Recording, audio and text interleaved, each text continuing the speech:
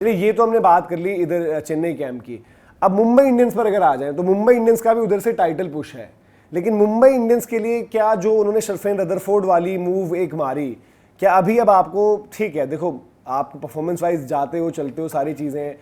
Bevan Jacobs उनके पास से उन्होंने वो छोड़ दी, बेवन जैकब्स के पास उतना एक्सपीरियंस नहीं था। शर्फेन रदरफोर्ड पहले भी मुंबई के पास रहे थे, एक वहां पर पोलार्ड भी बैठा हुआ है जो समझता है, पोलार्ड को ये जरूर पता है कि रदरफोर्ड आजकल पकड़ा गया, बट उसके पास वो पावर गेम है जो पार लगा देगा, स्पिन को भी वो ठीक ठाक खेल लेता है एज कंपेयर टू बाकियों के जो है ना, वो पैदल हो जाते हैं कि रसल हो गए, रॉबमन पॉवल हो गए, गुगली पे सीधे याद, उसकी कमी एक पकड़ी गई है। बट शायद पोलार्ड ने कुछ चीज बात करी होगी वहां पर मैनेजमेंट के साथ कि भाई हम इसको काम कर सकते हैं। क्यों मैं बात कर रहा हूँ, क्योंकि अभी जो हमने वो देखा आपका राइजिंग स्टार्स में, वहां पर नमन धीर के साथ भी हमने थोड़ी वो चीज देखी। एक वो मैच जो डेड सा पड़ा हुआ है उसमें आप छक्के वक्के मार को ले जाओ, वो अलग बात हो जाती है, बट एक मैच जो आपको जिताना है वहां पर उसके लिए एक्सपीरियंस चाहिए। हार्दिक पांड्या भी हमने देखा कि हार्दिक पांड्या भी वो उस तरीके की फिनिशर नहीं है, बेवन जैकब्स को उन्होंने पिछली बारी खिलाया नहीं है। रदरफोर्ड क्या उसी सोच के साथ वो लेकर आए, क्योंकि मुंबई की ताकत रही है जब मुंबई ने डोमिनेट किया है, Pandya brothers, Pollard, Raidu,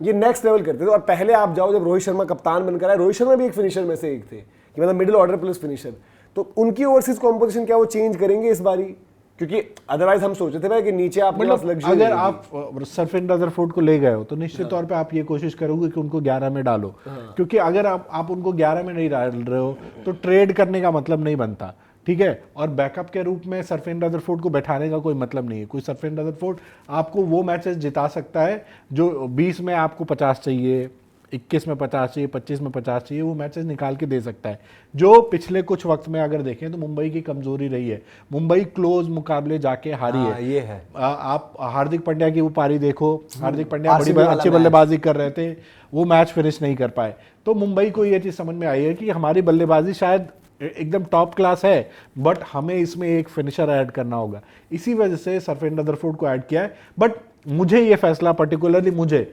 Sherfane Rutherford से अगर आप फिनिशर वाली भूमिका निभा रहे हो और आप ये सोच रहे हो कि वो पोलार्ड जैसा इंपैक्ट डाल देंगे या टिम डेविड या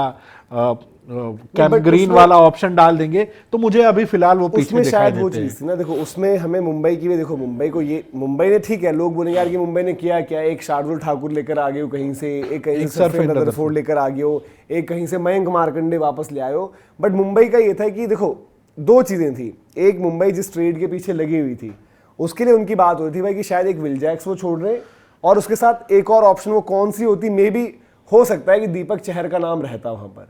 कि शायद दीपक चहर के ऊपर बात फंसी कि भाई दीपक चहर के लिए था, जो लखनऊ के साथ उनका ट्रेड था, लखनऊ से जो उनकी रवि बिश्नोई वाली एक बात हुई थी, बट वो नहीं हुआ पॉसिबल, वो भी वहां पर प्लेयर टू प्लेयर होता। बट जब द मोमेंट उनको प्लेयर चाहिए थे और तो उनके पास रिलीज करने वाले प्लेयर्स नहीं थे ना। रिलीज करने में लोग बात यही करते यार कि विल जैक्स रिलीज करो और चहर रिलीज करो और ऑक्शन में जाओ, तब ऑक्शन में आप कोई एक्वायर कर सकते थे। बट अगर उनको ऐसे ऑप्शन देखने थे तो बजट वाइज चाहिए थी मुंबई को, तो आई थिंक बजट वाइज में आपको कैसा लग रहा है कि रदरफोर्ड जो उन्होंने ले लिया, मेरा ये है कि 2.5 करोड़ में लिया ना, मतलब कि 3.5 बेस प्राइस जो उनका रहता उतने में मिल जाते हैं। पता है क्या है, रदरफोर्ड ना ठीक है, मतलब मैंने शायद उनको जिस तरीके से देखा है, मेरे को Rutherford versus Romario shepherd, Romario थोड़ा ज्यादा बेहतर लग जाता है पावर हिटिंग के मामले में, क्योंकि बॉलिंग भी कर देता है, पावर हिटिंग भी पता नहीं क्यों लगती है उसकी जितना देखा है। और रदरफोर्ड की एक कमी दिखती है कि जी वो तो मतलब ऑफ स्टंप के बाहर जाती बॉल को थोड़ा सा परेशान होते हैं, जो लास्ट दिखा। रोमारियो के साथ ऐसा कोई वो नहीं है कि टेक्निकली उनका ग्लिच नहीं पकड़ा गया, और आजकल डाटाबेस चलता है ना जितना जाए भाई आईपीएल, वो पकड़ लेते हैं।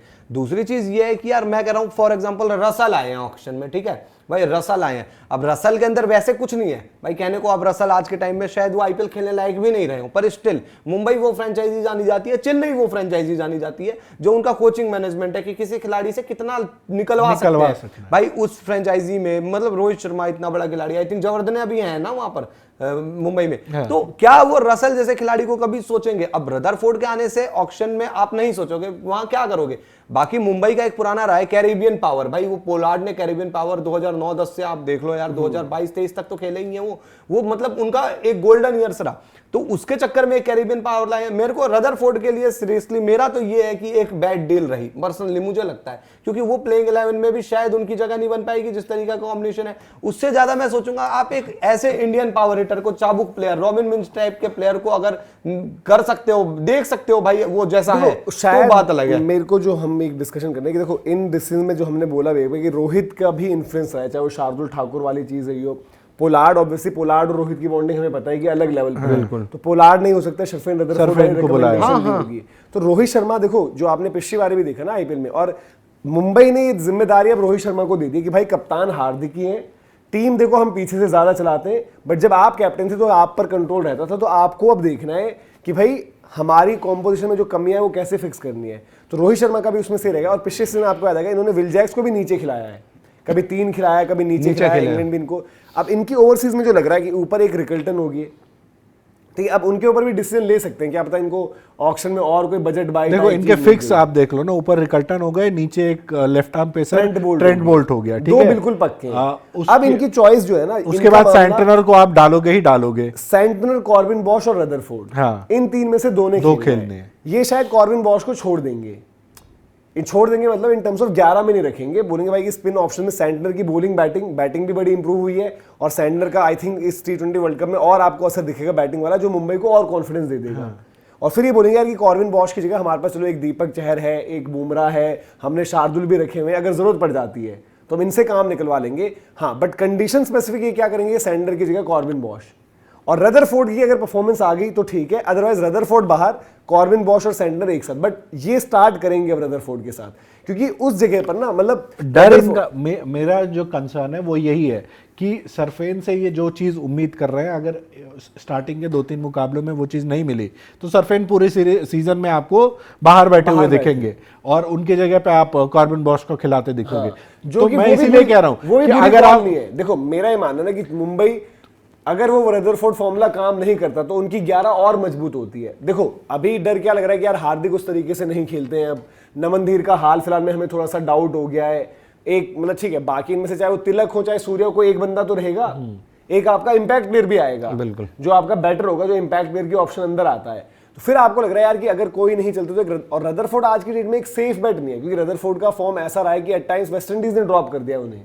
तो वो वाला उनके साथ मसला है। बट आई थिंक थोड़ा सा जो है कि मुंबई की ताकत वो रही है यार कि फिनिश करने वाले मैचेस, मुंबई जीते हुए मैच हारा है, मतलब एक फिनिशर की कमी की वजह से, कि भाई कि उस तरीके का फिनिशर, क्योंकि हार्दिक का भी रोल हमने देखा कि वैसा नहीं रहा हाल फिलहाल। यार उनको फिनिशर तो देखो मतलब चाहिए, एक तगड़ा फिनिशर चाहिए, और पता नहीं क्यों ये जो नमन ओमन की परफॉर्मेंस आजकल आ रही है ना, ये भी थोड़ा सा परेशान करती है। ऊपर से हार्दिक पांड्या भी देखो, हार्दिक पांड्या वो वाले हार्दिक पांड्या नहीं है कि आते ही सीधे मैच फिनिश कर दे, और इवन पूरा साल इंजरी विंजरी इधर उधर कंसर्न, पता चला कि यार हार्दिक पांड्या का वर्ल्ड कप नहीं गया उस हिसाब से, मतलब भगवान ना करे ऐसा हो, क्योंकि हम तो यार इंडिया को जीतने के हिसाब से सोच रहे हैं, पर स्टिल उसके बाद प्रेशर अलग, इंजर्ड भी है। फिर तिलक का गेम अलग चल रहा है इन दिनों, तिलक थोड़ा सा वो भी टाइम लेते हैं, तिलक अपना सोचना है कि मैं लास्ट तक मैच फिनिश करूं। एक इनको वो पावर हिटर चाहिए, जो बंदा आए 15 बॉल में मैच पलट दे। रोमेरो शेफर्ड हो गया, जो आपने बात करी, रोमेरो की भी गेम में कमी, बट क्या है ना कि वो है ऐसे कि भाई उनका और कोई नहीं है, उन रोमेरो के साथ ये एडवांटेज उनको रहती है कि वो रेपुटेशन बैटर वाली। मनोज भाई रोमारियो ने मैच फिनिश कर दिया था ना चेन्नई, वो आरसीबी वाला, वो जो फिनिश अकेले दम पर मैच निकाल दिया ना उस बंदे ने। बात है ना कि रोमेरो जब जाता है ना तो उसके ऊपर कोई दबाव नहीं कि मुझे करना ही करना है। रोमेरो का एक भाई कि हमारी नजर में वो एक लप्पा है कि जाओ चलाओ आगे आ गया।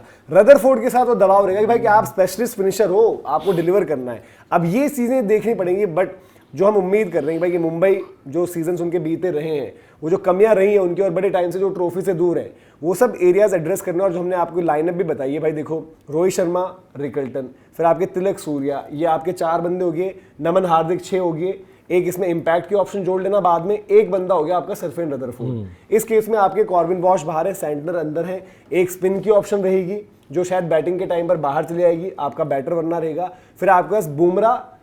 आपके बोल्ट, दीपक चहर, शार्दुल में से जो भी रहेगा, दीपक चहर ही खिलाएंगे। और शार्दुल को इन्होंने देखो लेकर आए तो एक सोच रही होगी कुछ ना कुछ कि कुछ मैचेस में अगर हमें जरूरत पड़ेगी, दीपक चहर से काम नहीं निकल रहा, मतलब आप रोटेट कर सकते। तो ये चेन्नई के साथ जो हम बात करेंगे मुंबई की राइवलरी वाली, उस पर भी अलग से एक वीडियो आपको मिलेगा। और चेन्नई मुंबई, क्या आपको लग रहा है भाई इस साल वो फाइनल टाइप सिचुएशन आपको मिल सकती है? और अगर आप चेन्नई के बारे में उनका जो प्लान है वो भी आपको देखना है, जानना है, तो वो भी एक वीडियो है जहां पर MS धोनी के फेयरवेल प्लान और ये सारी ट्रेड की टॉक्स, अश्विन की रिटायरमेंट, फिर उसके बाद पाती राणा को भी छोड़ दो, ये सब क्यों है वो डिस्कस किया है। बाकी मुंबई का आप बताइए कि क्या रोहित शर्मा का जो इन्फ्लुएंस है वो आपको लगता है कि इस बारी जो उनको शुरुआत से थोड़ा कंट्रोल दिया है वो मुंबई को फिर से चैंपियन बनाएगा? तो कमेंट सेक्शन में वो चीज़ आप जरूर बताएं।